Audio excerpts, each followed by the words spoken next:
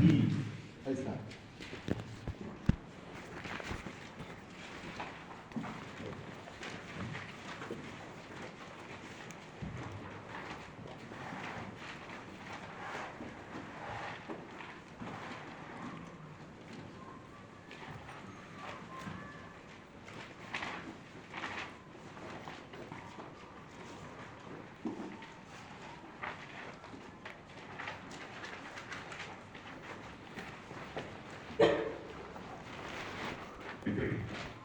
अच संधि प्रकरण आज प्रारंभ हो रहा है। पहले इसका अर्थ क्या होता है कि दो अच के मिलने से, जुड़ने से जो तीसरा रूप बनता है, तीसरा अक्षर बनता है, जो विकार होता है, उसी को संधि कहते हैं। तो संधि का अर्थ होता है मिलना। संधि माने तो मिलन कब किसका, मिलन न्यूनातिन्यून किसका होता है? अरे दो का मिलन। मिलना इस शब्द का व्यवहार किसके साथ में होता है? कम से कम दो हो तो मिलना हो। तो दो यहाँ पर कौन है? वर्ण। वो वर्ण में भी कितने प्रकार के वर्ण बताए हैं? दो प्रकार। कौन कौन? स्वर वर्ण और व्यंजन वर्ण। स्वर वर्ण को ही क्या कहते हैं? अच। तो अच संधि का अर्थ होगा कि जब दो अच वर्ण मिल करके कोई नए वर्ण बनाएंगे तो उसको क्या कहेंगे? अच संधि। जैसे अ ई मिल करके क्या होगा? वहां पे ए। अ और ई मिलेगा तो क्या होगा? ए। तो ए क्या हुआ? एक संधि। तो कौन संधि होगा वो आगे नाम बताएंगे, लेकिन संधि किसको कहते हैं? मिलने को। तो अच संधि किसको कहते हैं? जिस संधि में अचों का मिलन होता है उस संधि को अच संधि कहते हैं। अच संधि किसको कहते हैं? जिस संधि में अचों का मिलन होता है अच संधि कहते हैं। अच संधि कहते हैं जिस संधि में अचों का मिलन होता है उस संधि को अच संधि कहते हैं। अथवा अचों के सम्मेलन से जो विकार उत्पन्न होता है उसको अच संधि कहते हैं।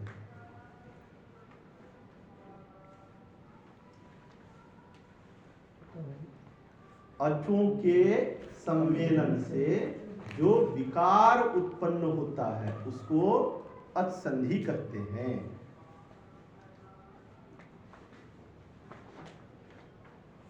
उसको अच संधि कहते हैं। देखिए कशिश, अच संधि में कौन संधि प्राप्त है? पूजा देखो, अच संधि है ना। अच संधि में कौन संधि प्राप्त है?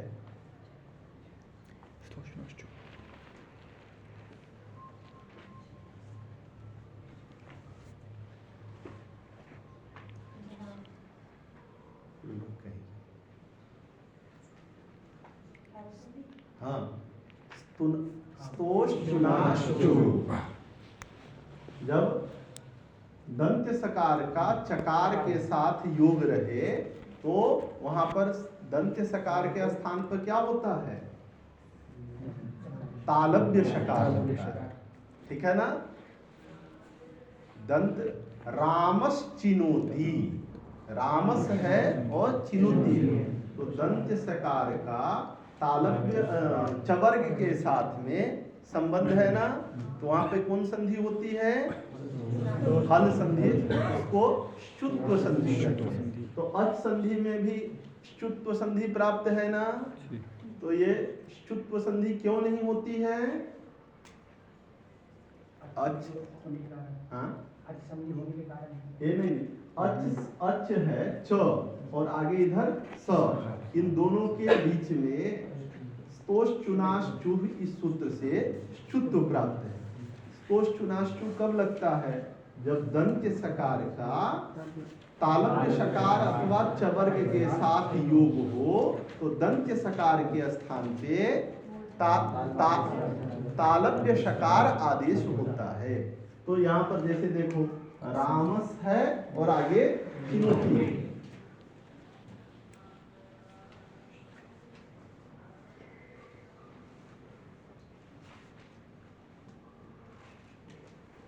रामस है चिनोती है, ये स है। तो दंत सकार का चवर्ग के साथ में योग है ना, क्या होता है? रामस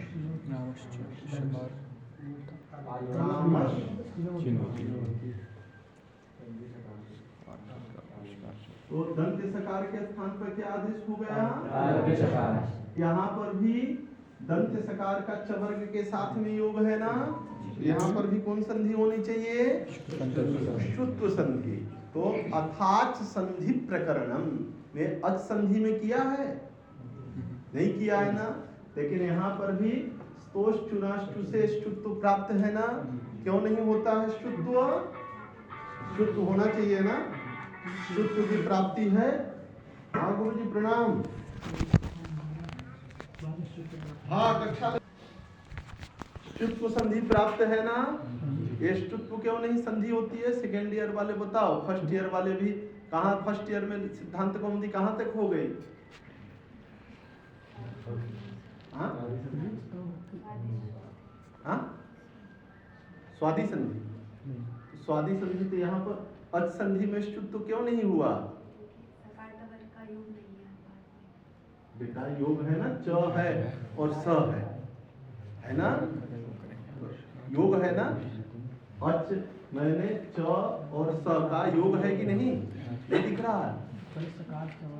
हाँ अरे स्तोष चुनाश चुहु,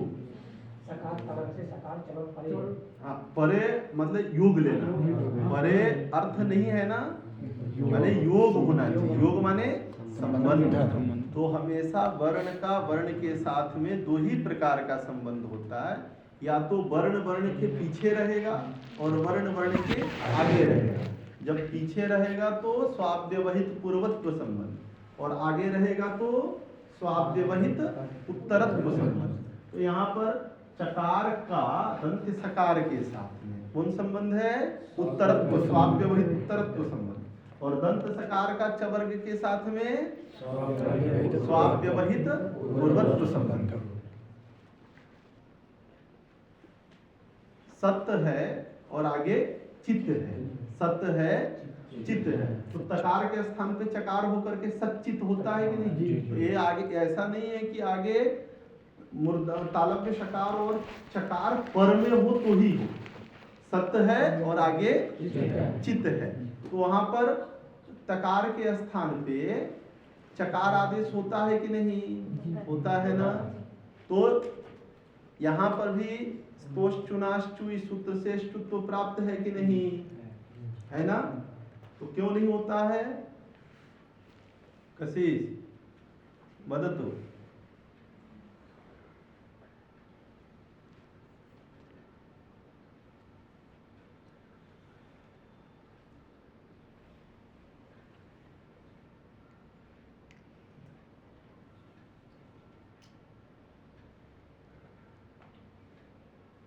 बोलो बताओ।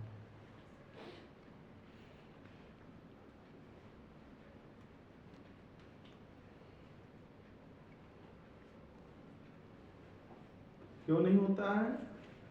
नहीं मालूम?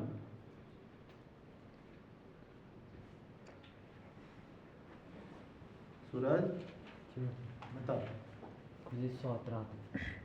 सूत्र नहीं है बेटा, अर्थात संधि। ये सूत्र है कि वरदराजाचार्य जी का वाक्य है। अष्टाध्याय में कहीं भी अर्थात संधि ऐसा सूत्र आया है? नहीं आया है ना। तो यहाँ पर क्यों नहीं होता है? हाँ बोलो, कौन बोल रहा है? हाँ माधुरी बोलो, क्यों नहीं होता है? बोलो, किसी को मालूम है? हाँ बोलो। वो जो अच्छी संधि में सकार है तो वो सिर्फ शकार के मतलब पर अलग शकार होगा तभी होगा। मतलब चकार जो तवर को ही ग्रहण कर, तवर के स्थान पर ही होता है। अगर वहाँ पे अच संधि ऐसे करके होता तब होता है। इधर रामस चिनोती में कैसे होता रामस है? चिनोती में रामस ऐसा ना मुझे तो हाँ। इसलिए वो उसको शकार। इधर भी तो माने सकार आगे हो चाहे पीछे हो। जैसे बोली रामस शेते, हाँ, तो उसमें शकार पर में है, तो सकार को तभी वो शकार होगा। अगर श होगा, हाँ, लिख के बता लिख करके नहीं, मुख से मैं वो मतलब तुम कह रही हो कि च आगे होना चाहिए। सत्यचित्त में इसलिए हुआ प्रकार को चकार, क्योंकि पर में भी चवर्ग है। देखिए यहाँ पर विष प्लस न, यहाँ पर ष्टुत्व प्राप्त है कि नहीं? तो निषेध हो, कब निषेध होगा? जब ष्टुत्व प्राप्त होगा तब ना। इसका मतलब अगर इधर चकार और शकार पर में रहने पर भी ष्टुत्व होगा तो ष्टुत्व की यहाँ प्राप्ति नहीं है ना, 7 सूत्र व्यर्थ है। वही 7 ज्ञापित करता है कि पूर्व में हो तालव्य शकार अथवा चवर्ग, अथवा तालव्य शकार और चवर्ग पर में हो तो दंत्य सकार और तवर्ग के स्थान पे ष्टुत्व होता है। इसीलिए वृत्ति में क्या लिखा है? सकार तवर्गयोः शकार चवर्गाभ्याम योगे। नहीं तो अगर पर में होता तो शकार तवर्गयोः शकार चवर्गयोः परयोः ऐसा करते। योगे लिखा, योगे माने संबंध होना चाहिए। तो यहाँ पर भी जब संबंध मानेंगे तो मूर्धन्य शकार का दंत मतलब तवर्ग के साथ में संबंध है ना, ष्टुत्व प्राप्त है, उसको निषेध करता है शा। तो जब यहाँ प्राप्त है तो यहाँ भी होना चाहिए ना। ये अचाम संधि अच संधि क्यों नहीं होता बता रहे हैं। अचाम संधि अच संधि, यहाँ पर षष्ठी तत्पुरुष समास है। तो अच संधि में कौन समास है? तो समास में चकार को ककार भी प्राप्त है। खरी झलाम चरस्वी, खर पर में है सकार, इसके परे रहते च को क्या प्राप्त है? खरी झलाम चरस्वी, चर प्राप्त है। तो चर कर देंगे तो क्या होगा? अक संधि, ऐसा हो जाने लगेगा। और इसको इसके स्थान पे क्या प्राप्त है? ष्टुत्व प्राप्त है। तो ष्टुत्व क्यों नहीं होता है? तो समास घटक दंत्य सकार के स्थान पे कहीं पर भी ष्टुत्व नहीं होता। सुप सकार परकत्वाभावे वृत्ति घटक सकारस्य ष्टुत्वं न भवति, एक ज्ञापित करता है, ज्ञापन होता है। इस वृत्ति माने समास में कहीं पर भी दंत्य सकार को, समास में कहीं पर भी दंत्य सकार को ष्टुत्व नहीं होता। तो यहाँ समास है ना, कौन समास है कन्नू? तो समास में दंत्य सकार को ष्टुत्व नहीं होता है। तो ये अचाम संधि अच संधि कौन समास है? माने किसी भी समास में दंत्य सकार के स्थान पे ष्टुत्व नहीं होता है। तो कोई पूछे कि अच संधि में पोष्टुनाष्टु इस सूत्र से ष्टुत्व क्यों नहीं होता है? तो उसका उत्तर क्या है? समास में दंत्य सकार के स्थान पे ष्टुत्व नहीं होता है। तो ये अचाम अच संधि में कौन समास है? इसलिए यहाँ पर दंत्य सकार के स्थान पे ष्टुत्व नहीं होता।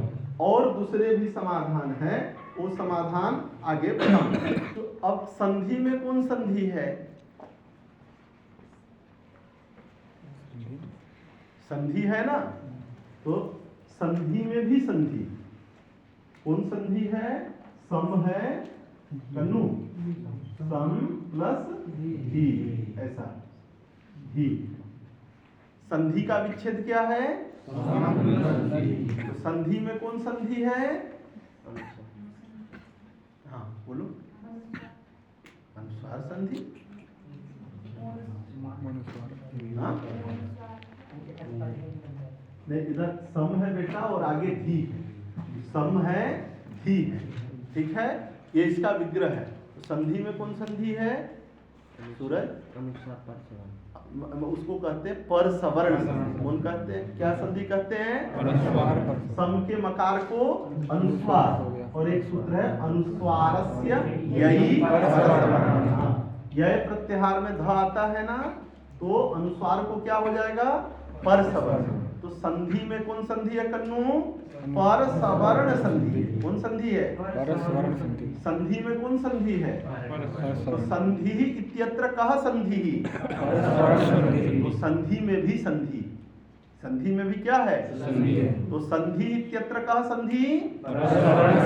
येन सूत्रेण अनुस्वारस्य ययि परसवर्णः, अनुस्वारस्य ययि परसवर्णः इति सूत्रेण अत्र परसवर्ण संधि।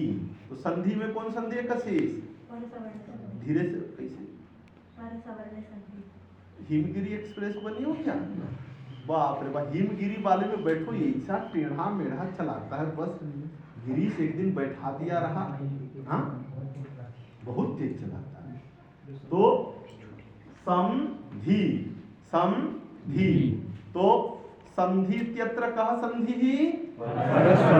कैसे बोलोगे? कोई यदि कश्चन पृच्छति संधि इत्यत्र कह संधि वर्तते, येन सूत्रेण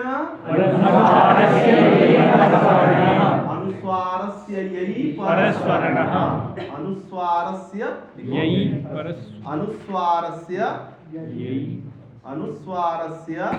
ययि परसवर्णः इति सूत्रेण परसवर्ण संधि वर्तते। तो संधि में संधि पता चल गया ना। अब अच संधि, अच संधि का अर्थ क्या होता है? अचो का जो संधि, उसको अच संधि। अब अच संधि प्रकरण का प्रथम सूत्र है इको यणचि। अब जब शुरू हम व्याकरण किए थे पढ़ाना, तो क्या बताए थे कि सारे व्याकरण शास्त्र का मूल क्या है? चतुर्दश सूत्र। पाणिनीय अष्टाध्यायी का मूल क्या है? चतुर्दश सूत्र। तो ये संधि का मूल भी क्या होना चाहिए? चतुर्दश सूत्र। तो चतुर्दश सूत्र में एक सूत्र लेते हैं कोई, माने स्वर वर्ण जितने में आते हैं, ऐसा कितने सूत्र हैं? स्वर वर्ण के सभी अक्षर आ जाते हो, ऐसे कितने सूत्र हैं? 4। अ ई गुण, एक ऋ दो ए औ तीन ऐ औ 4। बेटा इन्हीं में सारी संधियां आ जाती हैं। तो आगे मैं बताऊंगा, क्योंकि अभी बहुत सारे बच्चे संधि पढ़े नहीं हैं, कैसे आती है। देखो अ है ना, अ ई उ तीन ही लिए, तो अ के आगे अगर ई हो तो गुण संधि है ना, और ई पहले हो और अ आगे हो तो यण संधि, अ के बाद में उ हो तो गुण संधि, और उ जो है पहले हो और अ और ई बाद में हो तो यण संधि। तो सबसे पहले प्रथम सूत्र में कौन संधि प्राप्त हो रहा है? यण और गुण संधि, यण और गुण संधि। तो यण और गुण संधि का प्रथम निरूपण करेंगे संधि प्रकरण में। तो यहाँ पर यण संधि और गुण संधि की प्राप्ति है ना। अगर अ के बाद में ई लेंगे तो क्या होगा? गुण, और ई के बाद उ आएगा तो यण होगा। तो यहाँ पर कौन किस किस संधि की प्राप्ति है? गुण संधि और यण संधि। इसलिए यण संधि का निरूपण प्रथम करने जा रहे हैं। यण संधि विधायक सूत्र है इको यणचि। यण संधि विधायक सूत्रम किमस्ति? इको यणचि। अस्मिन् सूत्रे त्रीणि पदानि सन्ति। इकः इति षष्ठ्यन्तं पदम्, यण इति प्रथमान्तं पदम्, अची इति सप्तम्यंतम पदम। यण संधि विधायकम सूत्रम वर्तते इको इको यणचि यणचि इकः इति षष्ठ्यन्तं पदम् षष्ठ्यन्तं पदम।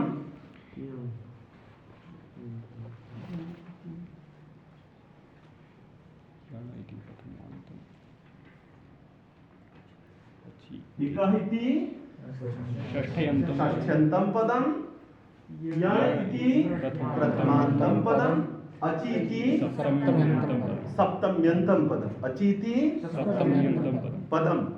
इको यणचि इति सूत्रे कति पदानि सन्ति? त्रीणि पदानि सन्ति। पूरा बोलो बेटा।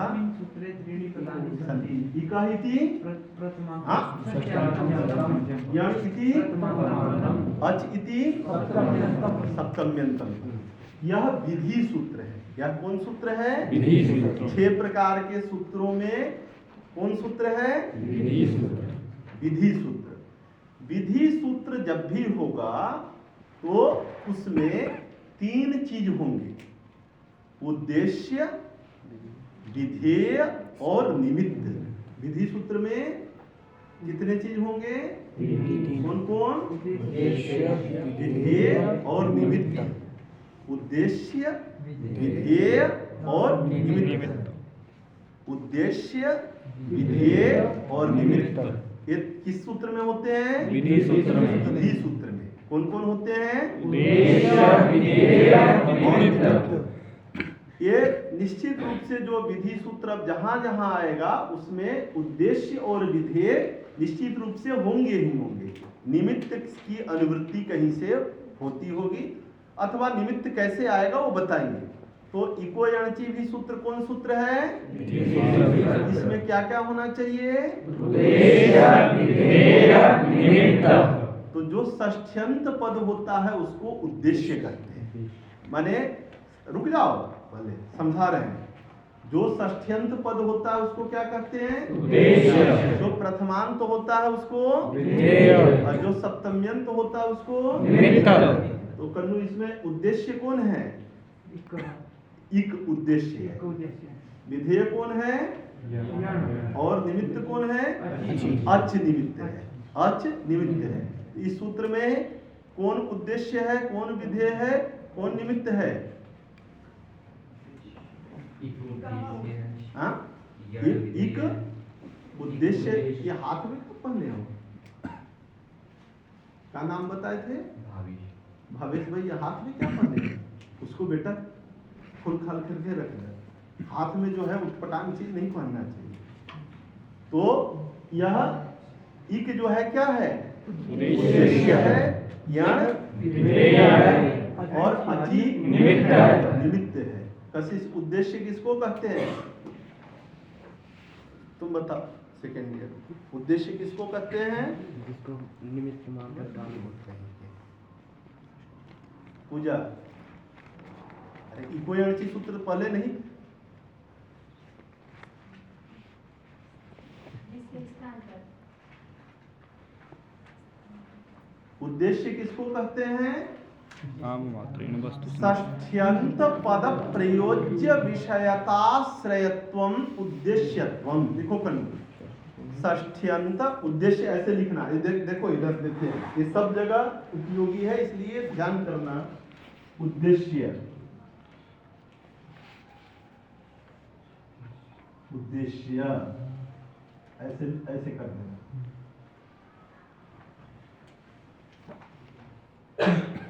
षष्ठ्यंत पद प्रयोज्य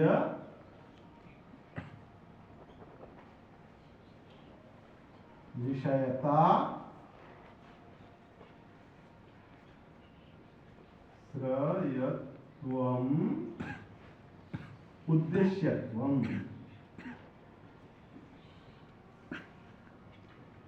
उद्देश्यम। उद्देश्य किसको कहते हैं?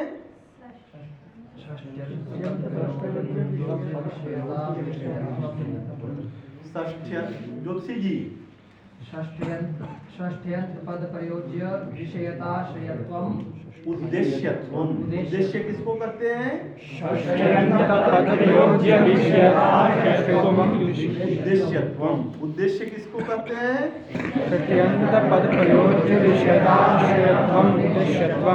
अब पद प्रयोज्य विषयता कहाँ रहती है? अर्थ में। पद प्रयोज्य विषयता कहाँ रहती है? अर्थ में। जैसे लेखनी पद प्रयोज्य विषयता अर्थ में होती है, तो देखो कन्नू, लेखनी पद प्रयोज्य विषयता इस अर्थ में है। कन्नू पद प्रयोज्य विषयता किस अर्थ में है? कन्नू का जो अर्थ है, कन्नू का कौन अर्थ है? ये मांस। तो कन्नू पद प्रयोज्य विषयता कहाँ रहेगी? मांस पिंड में। व्हाइट बोर्ड पद प्रयोज्य विषयता कहाँ है? अरे अंगुली दिखा। व्हाइट बोर्ड में। ज्योतिषी जी पद प्रयोज्य विषयता कहाँ है? छू के बता। मांस पिंड में। तो इक पद प्रयोज्य विषयता कहाँ रहेगी? इक पद का जो अर्थ है, तो इक पद के कितने अर्थ हैं? 4। कौन कौन? ई, उ, री। ये इक पद के अर्थ हैं। तो इक पद प्रयोज्य विषयता किसमें रहेगी? 4 में। कौन कौन? ई, उ, री में, इन 4 में रहेगी। उस विषयता का आश्रय कौन होगा? ई, उ, री। जैसे मनुष्यत्व मनुष्य में रहता, तो मनुष्यत्व का आश्रय कौन होता है? मनुष्य। तो इक पद प्रयोज्य विषयता हमेशा पद प्रयोज्य विषयता कहाँ रहती है? अर्थ में। पद प्रयोज्य विषयता कहाँ रहती है? अर्थ में। तो जैसे घट पद प्रयोज्य विषयता कहाँ रहेगी? घटार्थ में। कहाँ रहेगी? जिसमें हम जल भरते हैं। गंगा पद प्रयोज्य विषयता कहाँ रहेगी? प्रवाह में। कहाँ रहेगी? प्रवाह में। माने जो दिख रहा शीत स्पर्शवत जो प्रवाह है उसमें। उसी तरह इक पद प्रयोज्य विषयता कहाँ रहेगी? इक के अर्थ में। इक के कितने अर्थ हैं? 4। कौन कौन? ई, उ, री। ये इक के अर्थ है। तो इक ये षष्ठ्यंत पद है ना, तो षष्ठ्यंत पद कौन हुआ? इक। षष्ठ्यंत पद प्रयोज्य विषयता कहाँ रही? ई, उ, री। षष्ठ्यंत पद प्रयोज्य विषयता कहाँ रही? ई, उ, री में। उस विषयता का आश्रय कौन होगा? ई, उ, री। उसको उद्देश्य कहेंगे। तो इको यणची में उद्देश्य कौन है? इक। इको यणची में उद्देश्य कौन है? इक माने ई, उ, री। ये उद्देश्य है। तो ये क्या होगा? उद्देश्य बोधक। ये क्या है? उद्देश्य बोधक। इको यणची में इक उद्देश्य नहीं है, इका ये क्या है? उद्देश्य बोधक है। उद्देश्य को बताने वाला पद है। तो इको यणची में इस सूत्र में उद्देश्य कौन है? ई, उ, री। ये उद्देश्य है। इका क्या है? उद्देश्य बोधक। उद्देश्य ये कन्नू है ये, और कन्नू का बोधक कौन है? शब्द कन्नू। ये शब्द तो कन्नू और कन्नू का अर्थ ये दोनों अलग अलग है कि एक ही है?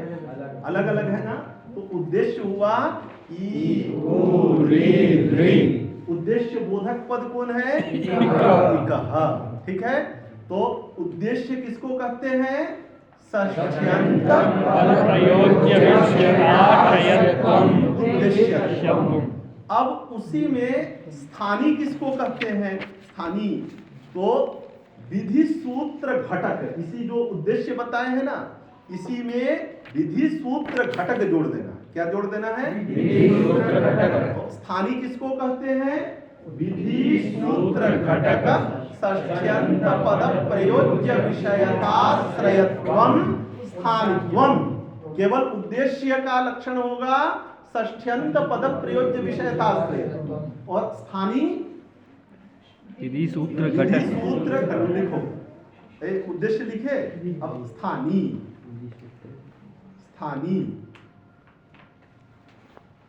उसके आगे लिखो विधि सूत्र घटक विधि सूत्र घटक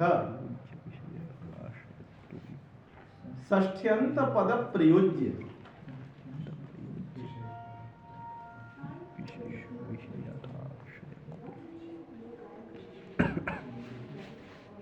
विषयताश्रयत्वम्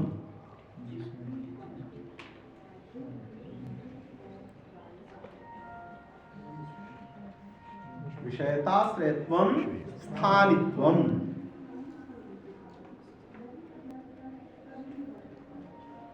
कहाँ बज रहा है? नीचे संगम पे क्या है? संगम पे पानी बढ़ा है। जी वो स्तर बढ़ता रहता है, अलर्ट करते रहते हैं वो। अच्छा, तो षष्ठ्यंत विधि सूत्र घटक षष्ठ्यंत पद प्रयोज्य विषयताश्रयत्वम् स्थानित्वम्। स्थानित्वम्। तो देखो विधि सूत्र कौन है? कन्नू, विधि सूत्र कौन है? बड़ी पिटाई करेंगे। क्या पूछ रहे हैं? विधि सूत्र पूछ रहे हैं। विधि सूत्र कौन है? यहाँ देखना, इका सूत्र है। बड़ी पिटाई कर, कौन सूत्र है? बोलने दो, यहाँ देख, सूत्र कौन है? हाँ बोलो जोर से। तो काहे इका कह रहे हैं? सूत्र है इको यणचि। विधि सूत्र कौन है? इको यणचि। तद घटक षष्ठ्यंत पद कौन है? इका। विधि सूत्र हुआ इको यणचि। तद घटक, घटक माने उसका अवयव, तो विधि सूत्र हुआ इको यणचि। तद घटक षष्ठ्यंत पद कौन हुआ? इका। तत्पद प्रयोज्य विषयताश्रयत्व किस किस वर्ण में है? तो स्थानीय हुआ ई उ री, माने ई के जितने भेद हैं वो सारे स्थानीय कहलाएंगे। ई के कितने भेद हैं? अष्टादश। उ के कितने भेद हैं?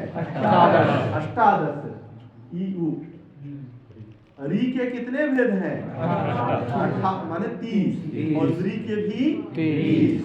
तो ई उ री। तो अब स्थानीय कितने होंगे? अष्टादश इकार, अष्टादश उकार, 63 ऋकार और 63 ऋकार। ये स्थानीय हुआ। ठीक है, तो स्थानीय कोई पूछे कि नाम स्थानित्वम, तो क्या करना है? विधि सूत्र घटक षष्ठ्यंत पद प्रयोज्य षष्ठ्यंत पद प्रयोज्य विषयताश्रयत्वम् स्थानित्वम्। विधि सूत्र घटक षष्ठ्यंत पद प्रयोज्य विषयताश्रयत्वम् स्थानित्वम्। विधि सूत्र घटक जो षष्ठ्यंत पद, जैसे विधि सूत्रम वर्तते इको यणचि। विधि सूत्रम किम अस्ति? इको यणचि। विधि सूत्र घटकम षष्ठ्यंतम पदम किम वर्तते? तत्पद प्रयोज्य विषयताश्रयः। तत्पद प्रयोज्य विषयता केषु केषु वर्णेषु वर्तते? ई उ री इति चतुर्षु वर्णेषु वर्तते। विषयताश्रयत्वं कुत्र अस्ति? इकारे। अष्टादश इकारे, अष्टादश इकारे, 63 ऋकारे, 63 ऋकारे। अतः इको यणचि इति सूत्रेण विधीयमानस्य यणादेशस्य स्थानी कः भवति? अष्टादश इकार, अष्टादश उकारः, 63 ऋकारः, 63 ऋकारः। तो उसको अब स्थानी किसको कहते हैं? विधि सूत्र घटक षष्ठ्यंत पद प्रयोज्य विषयताश्रयत्वम् स्थानित्वम्। और उद्देश्य किसको कहते हैं? षष्ठ्यंत पद प्रयोज्य विषयताश्रयत्वम् स्थानित्वम्। षष्ठ्यंत पद प्रयोज्य विषयताश्रयत्वम् उद्देश्यत्वम्। और विधि सूत्र घटक षष्ठ्यंत पद प्रयोज्य विषयताश्रयत्वम् स्थानित्वम्। ठीक है, अब दूसरा आया आदेश अथवा विधेय। विधेय किसको कहते हैं? लिखो विधेय। विधेय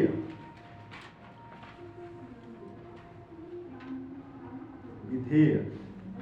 अब षष्ठ्यंत के जगह पे प्रथमांत जोड़ दो तो क्या होगा कन्नू? लक्षण विधेय का प्रथमांतम पदम। हाँ, प्रथमांत पद।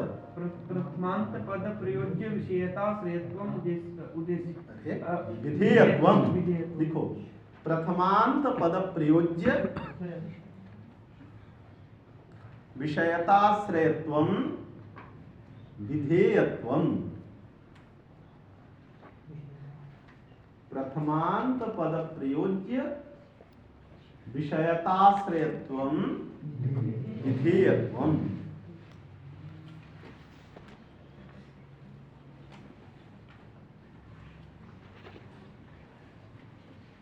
ठीक है, देखो प्रथमांत पद कौन है?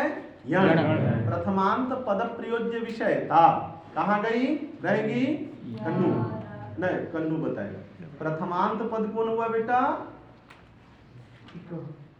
बड़ा पिटाई कर। इधर देख, प्रथमांत पद कौन है?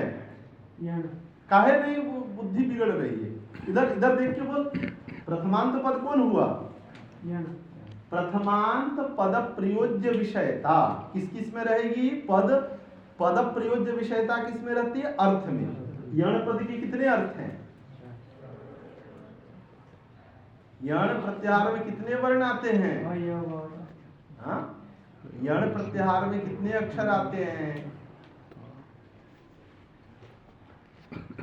कहां से कहां तक बनेगा यण प्रत्याहार? ये यकार से लेकर के और कहां तक? हाँ? बोलना ठीक से, लड़के अणकार तक। कहां तक? अणकार तक। तो कितने अक्षर आएंगे यण में? यण प्रत्याहार में कितने वर्ण आएंगे? कौन कौन? रुक जाओ भाई, कितने आएंगे? कौन कौन? ह, य, व, र, ल। 5 हो गए। 4 ही आते हैं, तो कौन एक अधिक बोल दिए? हाँ,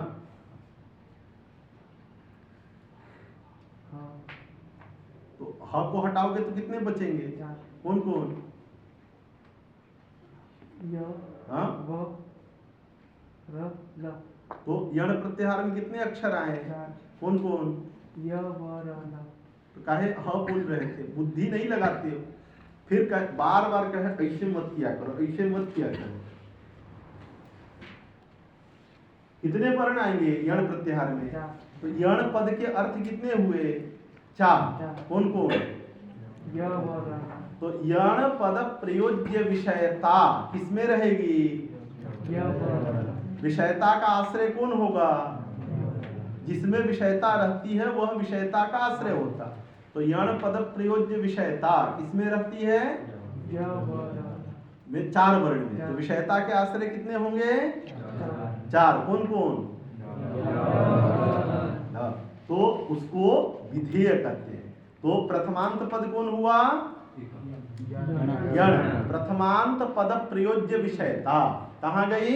रहेगी में रहेगी। विषयता के आश्रय कितने होंगे? 7। यह कितने प्रकार के? अनुनासिकानुनासिक भेदेन यवरात् विधा। तो 2 प्रकार के य, 2 प्रकार के व, 2 प्रकार के ल और 1 प्रकार का रेप। तो 2 2 2 1 कितने हुए? 7। इसलिए यण में कितने अक्षर आएंगे? 7। तो यण पद प्रयोज्य विषयताश्रय कौन कौन होगा? य, व, र, ल कहना है, लेकिन मन में कितने, उसकी संख्या कितनी है? 7। और इक पद प्रयोज्य विषयताश्रय य, ई, उ, री कितने हैं? 66। 18 ई, 18 उ, 18 18 36 और 30 री। कितने हुए? 66। तो इक शब्देन कति वर्णाः? षड्षष्टिः। यण शब्देन कति वर्णाः? सप्त। तो यण शब्देन सप्त वर्णाः, इक शब्देन षड्षष्टिः। अतएव अत्र यथासंख्यम इत्यस्य न प्रवृत्ति। नहीं तो 4 ही 4 कहते तो यथासंख्य की प्रवृत्ति होती ना, लेकिन यथासंख्य की प्रवृत्ति हुई है। क्यों? क्योंकि यण में कितने आते हैं ज्योतिषी जी? 4। वो 4 कितने के बोधक हैं? 7। और इक प्रत्याहार में कितने आते हैं? वो 4 कितने के बोधक हैं? यथासंख्य हुआ? नहीं हुआ ना, दोनों सम संख्याक नहीं हुए, उद्देश्य और विधेय, इसलिए यथासंख्यम नहीं लगता। चलो, तो इस सूत्र में विधेय कौन है कन्नू? अरे बाप रे, ये विधेय कौन है? यण माने यह विधेय है, ऐसे बोलो, विधेय कौन है? यह विधेय है, हाँ। वह विधेय है, र विधेय है, ल विधेय है, ल विधेय है। और उद्देश्य कौन है? का उद्देश्य है। एक गधा बताए, उद्देश्य बोधक है ना, उद्देश्य कौन है? वो हाँ, तो बोलो ना, ई उद्देश्य है, ई उद्देश्य है, हाँ, उ उद्देश्य है, हाँ, री उद्देश्य है, री उद्देश्य है। तो विधेय किसको कहते हैं? बोलो। पद प्रयोज्य विषयताश्रयत्वं विधेयत्वं। विधेयत्वं। तो प्रथमांतम पदम किम वर्तते? यण। यण। प्रथमांत पद प्रयोज्य विषयता कुत्र अस्ति? यकारे, वकारे, रकारे, लकारे। विषयताश्रयत्वं कुत्र वर्तते? यकारे, वकारे, रेफे, लकारे। अतः इको यणचीति सूत्रे विधेयः वर्णः कः अस्ति? यकारः विधेय, पूरा बोलना, यकारः विधेयः वर्णः वर्तते, वकारः विधेयः वर्णः वर्तते, रेफः विधेयः वर्णः वर्तते, लकारः विधेयः वर्णः वर्तते। तर्हि उद्देश्यत्व स्थानित्वं नाम किम्? विधि सूत्र घटक षष्ट्यन्त पद प्रयोज्य विषयताश्रयत्वं स्थानित्वम्। जो विधेय होता है उसी को आदेश भी कहते हैं। जो विधेय होता है उसी को क्या कहते हैं? आदेश। तो आदेशत्व नाम प्रथमांत पद प्रयोज्य विषयता श्रयत्वम, उसको विधेय शब्द से कहते हैं। तो विधेय कहे अथवा आदेश कहे, एक ही बात है। तो किन नाम विधेयत्वम?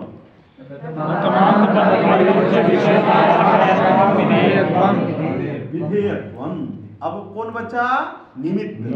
तो ये षष्ठ्यंत पद के जगह पे सप्तम्यंत पंचम्यंत अन्यतर जोड़ दो। सप्तम्यंत, सप्तम्यंत,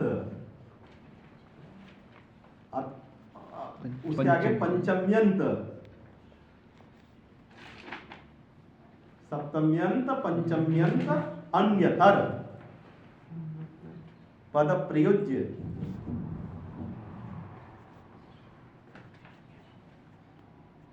विषयताश्रयत्वं निमित्तत्वं।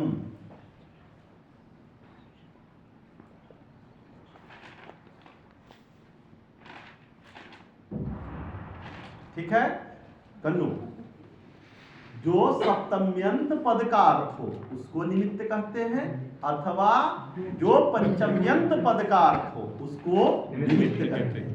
तो यहाँ पर सप्तम्यंत पद कौन है? अची। उसका अर्थ क्या है? अ, ई, उ, री, री, ए, ओ, ऐ, औ, उसको निमित्त कहते हैं। तो जो सप्तम्यंत पद का अर्थ हो अथवा पंचम्यंत पद का अर्थ हो उसको क्या कहते हैं? जो षष्ठ्यंत पद का अर्थ हो उसको क्या कहते हैं?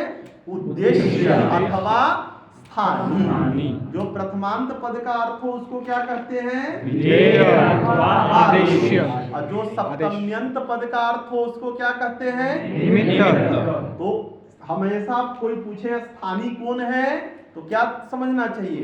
षष्ठ्यंत पद का जो अर्थ होगा वह स्थानी होगा। और आदेश पूछे कौन है तो क्या कहना है, देखना है? प्रथमांत पद का जो अर्थ होगा वो आदेश होगा। और निमित्त कौन होगा कन्नू? जो सप्तम्यंत पद का अर्थ होगा वो निमित्त होगा। तो देखो ये इकह, ये क्या है? स्थानी बोधक शब्द है। इकह क्या है? स्थानी बोधक। इकह स्थानी नहीं है। स्थानी कौन है? ई, उ, री, री। ये स्थानी है। उसका बोधक शब्द कौन है? इकार। आदेश कौन है? ई या, वा, रा, ला। ये आदेश है। आदेश बोधक शब्द कौन है? यण। यण। अ, ई, उ, री, री, ए, ओ, ऐ, औ। ये क्या है? निमित्त। निमित्त बोधक शब्द कौन है? अची। अची। बात समझ में आई? तो सूत्र में ये इका है, क्या है? स्थानीय बोधक है। इका क्या है? स्थानीय बोधक। यण क्या है? आदेश बोधक। अची क्या है? निमित्त बोधक। इको अणची सूत्र में स्थानीय कौन है? इक। ई, उ। स्थानीय है इक पद बोध्य। स्थानीय कौन है? इक पद बोध्य। इक पद बोध्य। इक पद बोध्य कौन है? 4। ई, उ, री, री। आदेश कौन है? यण पद बोध्य। यण पद बोध्य। आदेश कौन है? यण पद बोध्य। कौन है? या, वा, रा, ला। निमित्त कौन है? अची पद बोध्य। कौन है? आ, ई, उ, री, री, ए, ओ, ऐ, औ। तो जब भी स्थानीय पूछे तो जो षष्ठ्यंत पद का अर्थ होता है उसको स्थानीय कहते हैं। जो प्रथमांत पद का अर्थ होता है उसको आदेश कहते हैं। और जो सप्तम्यंत पद का अर्थ है उसको निमित्त कहते हैं। तो स्थानीय, आदेश और निमित्त, इसका ज्ञान हुआ ना? अब जा कल पढ़ाएंगे। श्री गुरुभ्यो नमः। श्री चरणकमलेभ्यो नमः। श्री गुरुमातृ चरणकमलेभ्यो नमः।